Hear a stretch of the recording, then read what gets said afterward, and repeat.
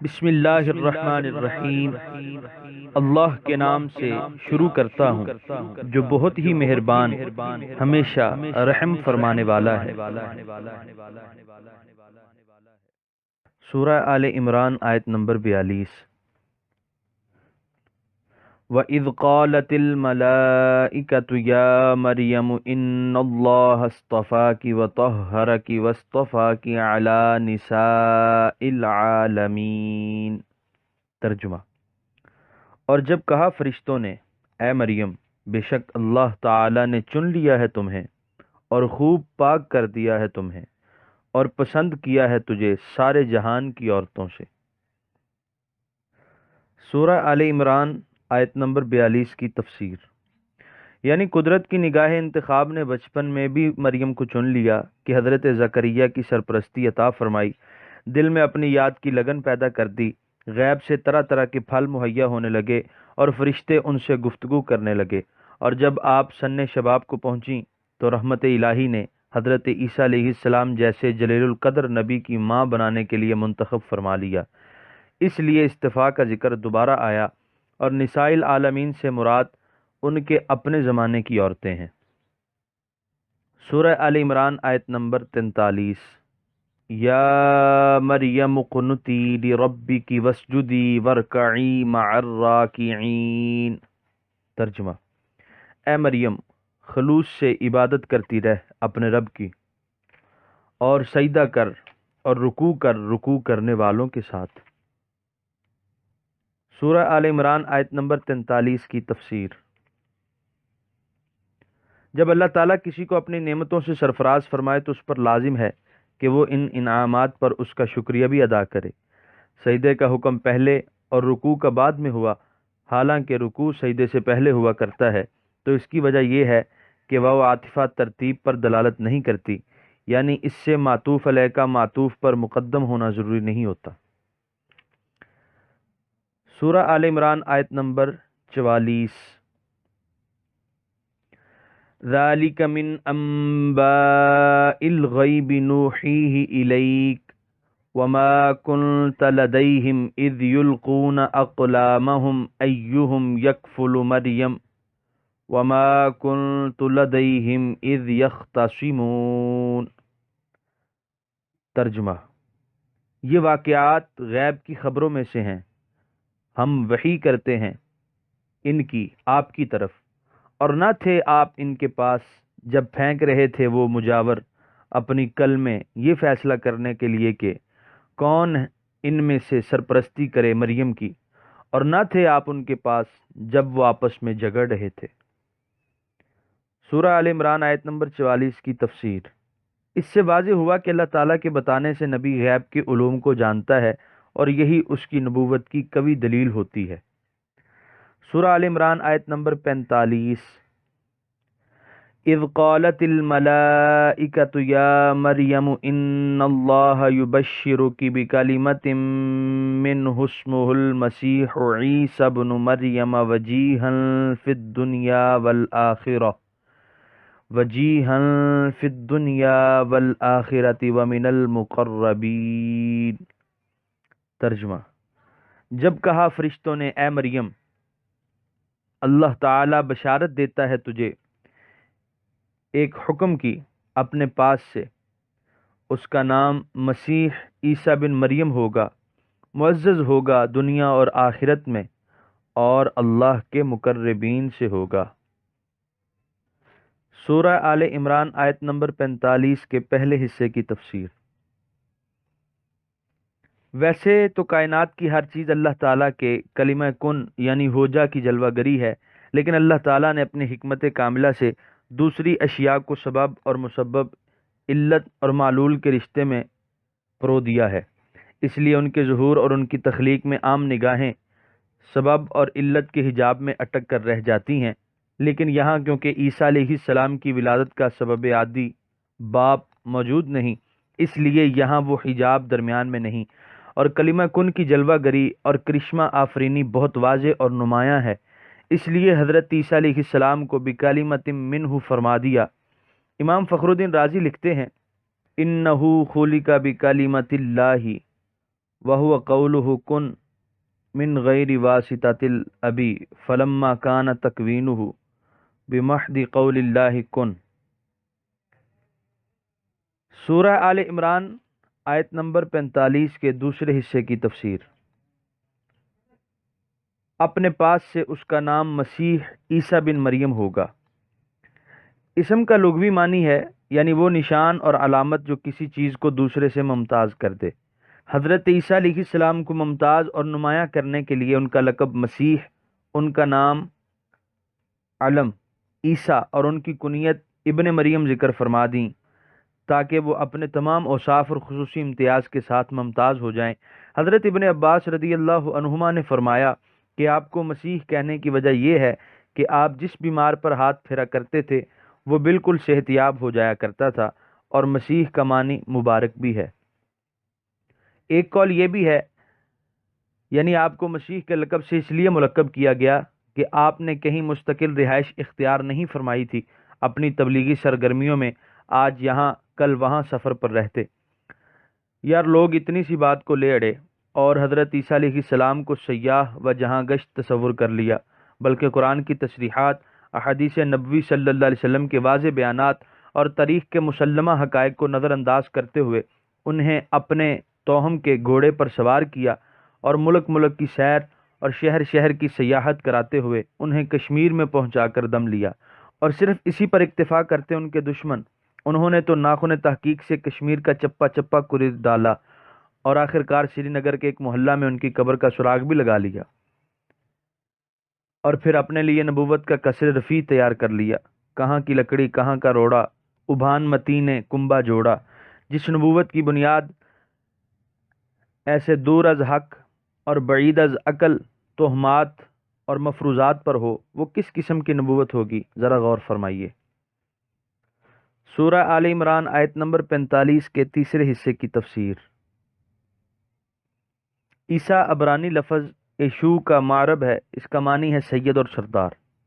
یہاں اس فرزند کا تعارف کسی غیر سے نہیں کرایا جا رہا تاکہ اس کی ولدیت وغیرہ کا ذکر کر کے اسے دوسروں سے ممتاز کرنا مقصود ہو، بلکہ ان کی ماں کو ان کا نام بتایا جا رہا ہے، اور اس کے لیے اگر اسمہ عیسیٰ کہہ دیا جاتا تو کافی تھا، لیکن المسیح عیسیٰ ابن مریم فرما کر اس امر کی طرف اشارہ کر دیا کہ باپ نہ ہونے کے باعث ان کی نسبت ان کی والدہ مکرمہ کی طرف کی جائے گی اور قیامت تک اسی نام سے یاد کیے جائیں گے۔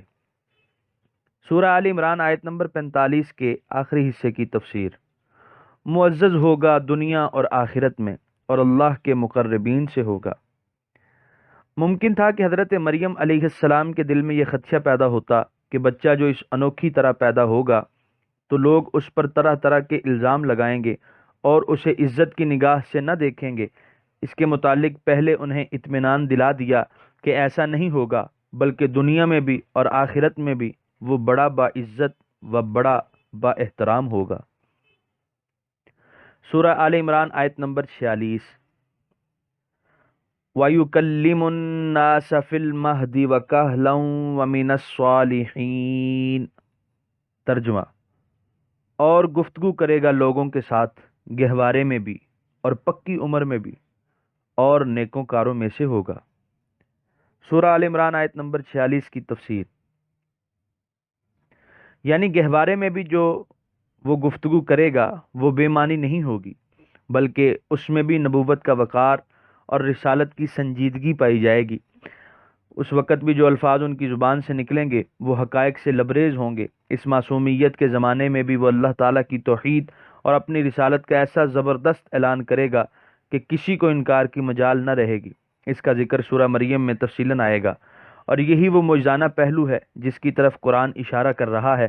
بعض لوگ کہتے ہیں کہ ہر صحت مند بچہ پنگھوڑے میں باتیں کرنے لگتا ہے، لیکن انصاف کے ساتھ یہ کتنا ستم ہوگا اگر بچوں کی غوں غاں اور ان کے بے جوڑ اور بے معنی الفاظ کو حضرت عیسیٰ علیہ السلام کے اس کلام معجز نظام سے تشبیہ دی جائے۔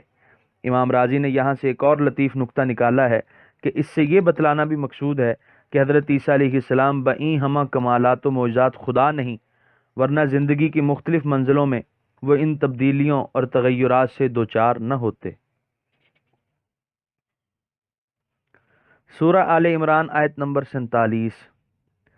قالت رب انا یکون لی ولد ولم یمسسنی بشر قال كذلك الله يخلق ما يشاء اذا قضى امرا فانما يقول له كن فيكون۔ ترجمہ: مریم بولی، اے میرے پروردگار، کیوں کر ہو سکتا ہے میرے ہاں بچہ، حالانکہ ہاتھ تک نہیں لگایا مجھے کسی انسان نے۔ فرمایا، بات یوں ہی ہے جیسے تم کہتی ہو، لیکن اللہ پیدا فرماتا ہے جو چاہتا ہے۔ جب فیصلہ فرماتا ہے کسی کام کے کرنے کا تو بس اتنا ہی کہتا ہے اسے کہ ہو جا، تو وہ فوراً ہو جاتا ہے۔ سورہ آل عمران آیت نمبر 47 کے پہلے حصے کی تفسیر۔ پہلی آیت میں وَمِنَ الْمُقَرَّبِينَ فرمایا، ان الفاظ سے ایک طرف اگر یہود کے طعنوں کا رد ہے تو دوسری طرف نصارہ کے اس خیال باطل کی تردید ہے کہ وہ خدا تھے یا خدا کے بیٹے تھے، نعوذ باللہ، بلکہ بتایا کہ وہ اللہ تعالیٰ کے مقرب اور نیکوکار بندوں میں سے ایک بندے تھے۔ سورہ آل عمران آیت نمبر 47 کے دوسرے حصے کی تفسیر۔ کیوں کر ہو سکتا ہے میرے ہاں بچہ؟ حضرت مریم علیہ السلام کو جب ایسے بچے کی بشارت دی گئی تو آپ کنواری تھیں۔ ششدر ہو کر پوچھنے لگیں، میرے رب، میرے ہاں بچہ کیسے ہوگا جبکہ مجھے آج تک کسی انسان نے ہاتھ تک نہیں لگایا؟ بعض نے لکھا ہے کہ شاید سے یہ ثابت نہیں ہوتا کہ حضرت عیسیٰ علیہ السلام کی ولادت باپ کے بغیر ہوئی، کیونکہ یہاں تو صرف پیشین گوئی کی جا رہی ہے کہ تمہارا بچہ ہوگا، یعنی شادی کے بعد۔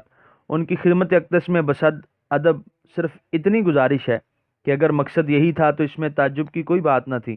لوگ شادی کیا کرتے ہیں، بچے پیدا ہوتے رہتے ہیں، یہ تو مناسب تھا کہ حضرت مریم اس بشارت پر کلمات شکر زبان پر لے آتی، لیکن آپ کا تصویر حیرت و استجاب بن کر انا یکون لی ولد کہنے کا کوئی محل نہ تھا۔ اور اگر یہ کہا جائے کہ حضرت مریم نے صحیح بات نہیں سمجھی تھی، انہیں یہ غلط فہمی ہو گئی تھی کہ شاید ابھی بچہ پیدا ہونے والا ہے، حالانکہ ابھی تو صرف اس کی ولادت کی اطلاع دی جا رہی تھی، پیدا تو اسے شادی کے بعد ہونا تھا۔ اگر اس بات کو درست تسلیم کر لیا جائے تو پھر اللہ تعالیٰ نے حضرت مریم کے استجاب کا جو جواب دیا وہ موضوعیت سے عاری نظر آتا ہے۔ سیدھا جواب یہ تھا کہ مریم گھبراؤ نہیں، جب تم شادی کرو گی بچہ اس کے بعد پیدا ہوگا۔ اگر اللہ تعالیٰ کسی بات کو صحیح صحیح بیان کرنے کی قدرت رکھتا ہے یا الفاظ اور اسلوب بیان کا کوئی وزن ہوتا ہے تو پھر یہ تعویل بلکہ تحریف لائق التفات نہیں۔ سورہ آل عمران آیت نمبر 47 کے تیسرے حصے کی تفسیر۔ لیکن اللہ پیدا فرماتا ہے جو چاہتا ہے۔ ایک چیز یہاں اور قابل غور ہے، حضرت زکریا علیہ السلام کی حیرانی کے موقع پر فرمایا اللہ یفعل ما یشاء، اور حضرت مریم کے تعجب کو دور کرنے کے لیے فرمایا یخلق ما یشاء۔ جواب میں یہ تفاوت کیوں؟ اس تفاوت کی وجہ سمجھنے کے لیے فعل اور خلق کا معنوی فرق ملحوظ رکھنا از بس ضروری ہے، یعنی ایسے واقعات جو اپنے اسباب کے پائے جانے سے وقوع پذیر ہوتے ہیں انہیں عام طور پر لفظ فعل سے تعبیر کیا جاتا ہے، اور جو واقعات ظاہری اسباب کے بغیر رونما ہوتے ہیں ان کی تعبیر عام طور پر لفظ خلق سے کی جاتی ہے۔ حضرت یحییٰ علیہ السلام کی ولادت کیونکہ ماں باپ دونوں کی وجہ سے تھی اور یہی ولادت کا سبب عادی ہے، اس لیے وہاں فرمایا اللہ یفعل، اور حضرت عیسیٰ علیہ السلام کی ولادت صرف ماں سے ہوئی اور والد جو سبب عادی ہے مفقود تھا، اس لیے لفظ خلق سے بیان کیا۔ سورہ آل عمران آیت نمبر 48۔ وَيُعَلِّمُهُ الْكِتَابَ وَالْحِكْمَةَ وَالتَّوْرَاةَ وَالْإِنْجِيلَ۔ ترجمہ: اور اللہ تعالیٰ سکھائے گا اسے کتاب و حکمت اور تورات و انجیل۔ سورہ آل عمران آیت نمبر 49۔ وَرَسُولًا إِلَى بَنِي إِسْرَائِيلَ أَنِّي قَدْ جِئْتُكُم بِآيَةٍ مِّن رَّبِّكُمْ أَنِّي أَخْلُقُ لَكُم مِّنَ الطِّينِ كَهَيْئَةِ الطَّيْرِ فَأَنفُخُ فِيهِ فَيَكُونُ طَيْرًا بِإِذْنِ اللَّهِ وَأُبْرِئُ الْأَكْمَحَ وَالْأَبْرَصَ وَأُحْيِي الْمَوْتَىٰ بِإِذْنِ اللَّهِ وَأُنَبِّئُكُم بِمَا تَأْكُلُونَ وَمَا تَدَّخِرُونَ فِي بُيُوتِكُمْ إِنَّ فِي ذَلِكَ لَآيَةً لَكُمْ إِن كُنتُم مُّؤْمِنِينَ۔ ترجمہ، اور بھیجے گا اسے رسول بنا کر بنی اسرائیل کی طرف، وہ انہیں آ کر کہے گا کہ میں آ گیا ہوں تمہارے پاس ایک معجزہ لے کر تمہارے رب کی طرف سے۔ وہ معجزہ یہ ہے کہ میں بنا دیتا ہوں تمہارے لیے کیچڑ سے پرندے کی سی صورت، پھر پھونکتا ہوں اس بے جان صورت میں تو وہ فوراً ہو جاتی ہے پرندہ اللہ کے حکم سے، اور میں تندرست کر دیتا ہوں مادرزاد اندھے کو اور لا علاج کوڑی کو، اور میں زندہ کرتا ہوں مردے کو اللہ کے حکم سے، اور بتلاتا ہوں تمہیں جو کچھ تم کھاتے ہو اور جو کچھ تم جمع کر رکھتے ہو اپنے گھروں میں، بے شک ان معجزوں میں میری صداقت کی بڑی نشانی ہے تمہارے لیے اگر تم ایماندار ہو۔ سورہ آل عمران آیت نمبر 49 کے پہلے حصے کی تفسیر، یعنی حضرت مسیح علیہ السلام صرف بنی اسرائیل کے لیے نبی بنا کر بھیجے گئے تھے، آپ کی رسالت سارے عالم انسانیت کے لیے نہیں تھی۔ قرآن حکیم کے اس فرمان کی تصدیق خود انجیل کی متعدد آیتوں سے ہوتی ہے۔ ان 12 کو یسوع نے بھیجا اور ان کو حکم دے کر کہا کہ غیر قوموں کی طرف نہ جانا اور سامریوں کے کسی شہر میں داخل نہ ہونا، بلکہ اسرائیل کے گھرانے کی کھوئی ہوئی بھیڑوں کے پاس جانا اور چلتے چلتے یہ منادی کرنا کہ آسمان کی بادشاہی نزدیک آ گئی ہے۔ اسی مضمون کی تائید میں دوسرا حوالہ ملاحظہ ہو، اس نے جواب میں کہا کہ میں اسرائیل کے گھرانے کی کھوئی ہوئی بھیڑوں کے سوا اور کسی کے پاس نہیں بھیجا گیا۔ متی باب 15 آیت 25۔ جب مسیح علیہ السلام نے خود اعتراف کیا ہے کہ میری نبوت کا دائرہ بنی اسرائیل تک محدود ہے، تو پھر عیسائی مبلغین کا بنی اسرائیل کے علاوہ کسی اور کو دعوت عیسائیت دینا یسوع مسیح کی ہدایت کی صریح خلاف ورزی ہے۔ سورہ آل عمران آیت نمبر 49 کے دوسرے حصے کی تفسیر، حضرت عیسیٰ علیہ السلام کی ولادت غیر معروف طریقے پر ہوئی تھی، جس سے معاندین کو اعتراضات کے کافی مواقع فراہم ہو گئے تھے، اور آپ جس قوم کی طرف بھیجے گئے تھے وہ کٹ حجتی میں اپنی مثال آپ تھی، اس لیے انہیں ایسے کھلے معجزات عطا فرمائے گئے جنہیں دیکھ کر کسی عقل مند کے لیے انکار کرنے کی گنجائش باقی نہیں رہتی۔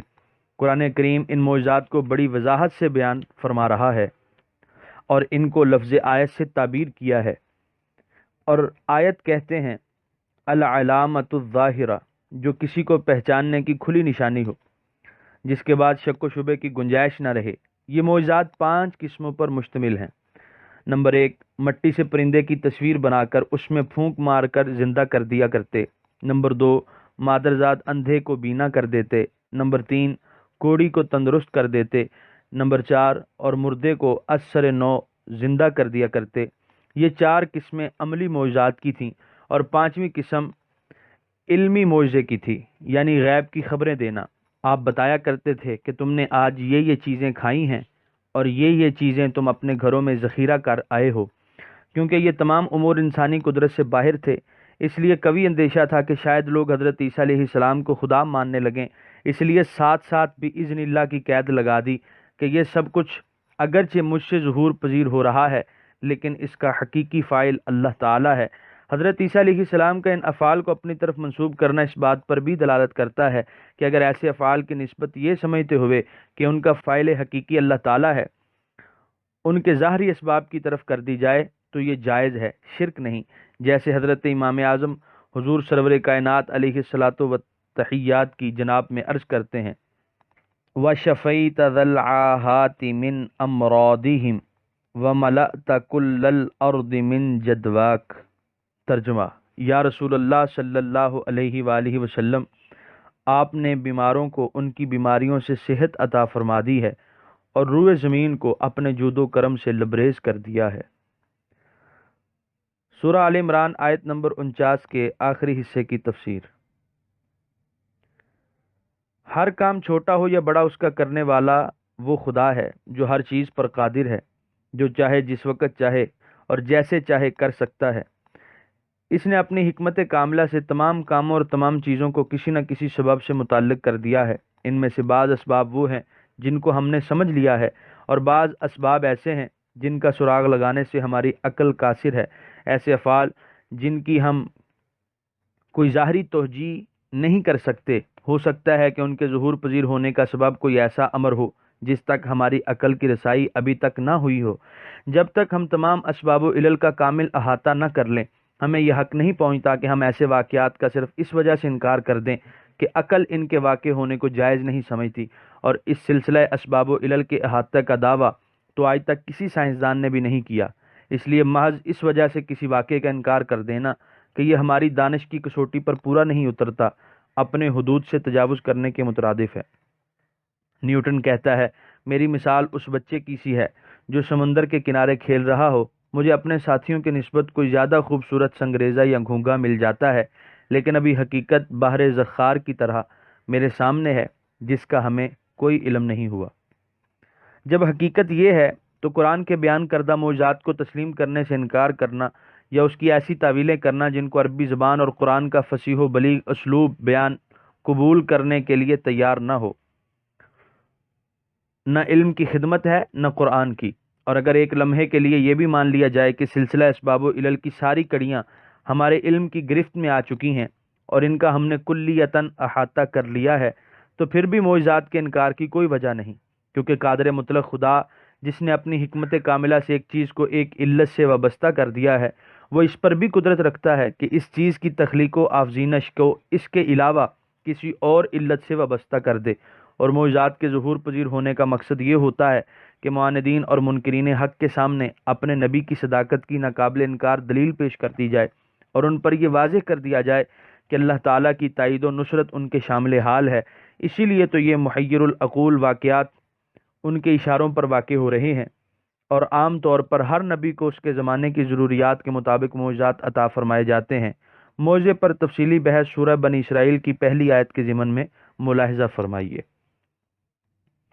سورہ آل عمران آیت نمبر 50۔ وَمُصَدِّقًا لِمَا بَيْنَ يَدَيَّ مِنَ التَّوْرَاةِ وَلِأُحِلَّ لَكُم بَعْضَ الَّذِي حُرِّمَ عَلَيْكُمْ وَجِئْتُكُم بِآيَةٍ مِّن رَّبِّكُمْ فَاتَّقُوا اللَّهَ وَأَطِيعُونِ۔ ترجمہ: اور میں تصدیق کرنے والا ہوں اپنے سے پہلی آئی ہوئی کتاب تورات کی، اور تاکہ میں حلال کر دوں تمہارے لیے بعض وہ چیزیں جو پہلے حرام کی گئی تھیں تم پر، اور لایا ہوں تمہارے پاس ایک نشانی تمہارے رب کی طرف سے، سو ڈرو اللہ تعالیٰ سے اور میری اطاعت کرو۔ سورہ آل عمران آیت نمبر 50 کی تفسیر۔ یہاں آپ اپنے منصب رسالت کی ذمہ داریوں کا اظہار فرما رہے ہیں کہ جو پابندیاں اور قیود تمہارے علماء نے اپنی طرف سے تم پر عائد کر رکھی ہیں، ان کا بوجھ ہلکا کرنے کے لیے میں آیا ہوں۔ سورہ آل عمران آیت نمبر 51۔ ان اللہ ربی و ربکم فاعبدوہ ھذا صراط مستقیم۔ ترجمہ: بے شک اللہ مرتبہ کمال تک پہنچانے والا ہے مجھے، اور مرتبہ کمال تک پہنچانے والا ہے تمہیں، سو اس کی عبادت کرو، یہی سیدھا راستہ ہے۔ سورہ آل عمران آیت نمبر 51 کی تفسیر۔ اتنے حیران کن معجزات دکھانے کے بعد آپ صراحتاً اعلان فرما رہے ہیں کہ بے شک تم نے مجھے مردوں کو زندہ کرتے، اندھوں کو بینا کرتے اور لا علاج مریضوں کو تندرست کرتے دیکھا ہے، لیکن یاد رکھو میں خدا نہیں ہوں بلکہ اس کا بندہ ہوں، جو میرا بھی پروردگار ہے اور تمہارا بھی، وہی عبادت و پرستش کے لائق ہے، اور کوئی صاحب کمال اس قابل نہیں کہ اسے معبود بنایا جائے، اس لیے تم اسی کی عبادت کرو۔ اس لیے رب العالمین کو اللہ وحدہ لا شریک یقین کرنا اور اسی کی عبادت کرنا یہی صراط مستقیم ہے، اور جو کوئی بھی اس شاہراہ رشد و ہدایت سے سر منحرف ہوا وہ گمراہ ہو گیا۔ سورہ آل عمران آیت نمبر 52۔ فَلَمَّا أَحَسَّ عِيسَىٰ مِنْهُمُ الْكُفْرَ قَالَ مَنْ أَنصَارِي إِلَى اللَّهِ قَالَ الْحَوَارِيُّونَ نَحْنُ أَنصَارُ اللَّهِ آمَنَّا بِاللَّهِ وَاشْهَدْ بِأَنَّا مُسْلِمُونَ۔ ترجمہ: پھر جب محسوس کیا عیسیٰ علیہ السلام نے ان سے کفر و انکار، تو آپ نے کہا، کون ہیں میرے مددگار اللہ کی راہ میں؟ یہ سن کر کہا حواریوں نے کہ ہم مدد کرنے والے ہیں اللہ کے دین کی، ہم ایمان لائے ہیں اللہ پر، اور اے نبی آپ گواہ ہو جاؤ کہ ہم حکم الہی کے سامنے سر جھکائے ہوئے ہیں۔ اے ہمارے رب، ہم ایمان لائے اس پر جو تو نے نازل فرمایا اور ہم نے تابعداری کی رسول کی، تو لکھ لے ہمیں حق پر گواہی دینے والوں کے ساتھ۔ سورہ آل عمران آیت نمبر 53۔ ربنا آمنا بما انزلت واتبعنا الرسول فاکتبنا مع الشاہدین۔ ترجمہ: اے رب ہمارے، ہم ایمان لائے اس پر جو تو نے نازل فرمایا اور ہم نے تابعداری کی رسول کی، تو لکھ لے ہمیں حق پر گواہی دینے والوں کے ساتھ۔ سورہ آل عمران آیت نمبر 54۔ وَمَكَرُوا وَمَكَرَ اللَّهُ وَاللَّهُ خَيْرُ الْمَاكِرِينَ۔ ترجمہ: اور یہودیوں نے بھی مسیح کو قتل کرنے کی خفیہ تدبیر کی، اور مسیح کو بچانے کے لیے اللہ نے بھی خفیہ تدبیر کی۔ سورہ آل عمران آیت نمبر 54 کی تفسیر۔ تقریباً ہر زبان میں بلا استثناء ایسے مشترک الفاظ پائے جاتے ہیں جو متعدد معانی پر دلالت کرتے ہیں، اور اہل زبان ان الفاظ کو بلا تامل ان کے مختلف معنوں میں استعمال کرتے رہتے ہیں، لیکن جب وہی لفظ کسی دوسری زبان میں استعمال ہونے لگتا ہے تو وہ اپنے اصلی مختلف معنوں میں سے کسی ایک معنی میں مشہور ہو جاتا ہے۔ اب جب ہم اسے اس کے اصلی زبان میں مستعمل ہوتے ہوئے پاتے ہیں تو اس کا وہی ایک معنی جو ہمارے ذہن نشین ہو چکا ہوتا ہے چسپاں کرنے کی کوشش کرتے ہیں، اور جب وہ چسپاں نہیں ہوتا تو پریشان ہو جاتے ہیں۔ اس کی ایک مثال لفظ مکر ہے۔ اس کا معنی ہیلہ سازی بھی ہے، اور یہی لفظ عربی میں صرف تدبیر کرنے اور کسی کی پنہاں سازش کو خفیہ طریقے سے ناکام بنا دینے کے معنی میں بھی استعمال کیا جاتا ہے، لیکن اردو میں ہم اس لفظ مکر کو صرف دھوکہ دہی اور فریب کاری کے معنی میں استعمال کرتے ہیں، اور جب اس فعل کی نسبت ذات باری کی طرف ہوتی ہے تو ہمارا ذہن بلا وجہ طرح طرح کے شکوک و شبہات کی آماجگاہ بن جاتا ہے، حالانکہ جب اس کا فاعل وہ ذات مقدس ہے جو ہر عیب، ہر نقص اور نازیبا فعل سے پاک ہے، تو ہم لفظ مکر کا معنی صرف تدبیر یا وہ خفیہ طریقہ جس سے دشمنان حق کے شیطانی منصوبوں کو خاک میں ملانا مقصود ہوتا ہے کریں گے۔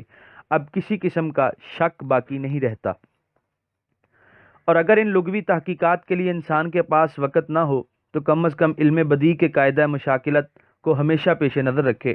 وہ یہ ہے کہ عربی میں کسی برے اور ناپسندیدہ فعل پر جو سزا دی جاتی ہے اسے اسی لفظ سے تعبیر کر دیتے ہیں، اگرچہ وہ سزا کتنی مناسب اور قرین انصاف کیوں نہ ہو۔ مثلا جزاء سیئۃ سیئۃ مثلها، یعنی برائی کا بدلہ برائی ہے۔ اسی طرح حالانکہ برائی کی سزا برائی نہیں ہوتی بلکہ عین انصاف ہوا کرتا ہے۔ یا مثلا فمن اعتدى علیکم فاعتدوا علیہ، یعنی جو تم پر زیادتی کرے تم اس پر زیادتی کر لو۔ حالانکہ زیادتی اور تعدی کی روک تھام کرنا زیادتی اور ظلم نہیں بلکہ دین اور اخلاق کے تمام ضابطے اس کے درست ہونے کی تائید کرتے ہیں۔ اسی طرح یہاں بھی حضرت مسیح علیہ السلام کے قتل کرنے کی جو مکارانہ سازش ان یہودیوں نے کر رکھی تھی، اللہ تعالیٰ کی طرف سے اس کو ناکام بنانے کی جو تدبیر کی گئی اسے مکر سے تعبیر فرما دیا، اور اس میں کوئی نقص نہیں۔ یہاں پر تیسرے پارے کا 13واں رکوع مکمل ہوا، اور یہاں پر تیسرا پارہ 3 پاؤں تک مکمل ہوا۔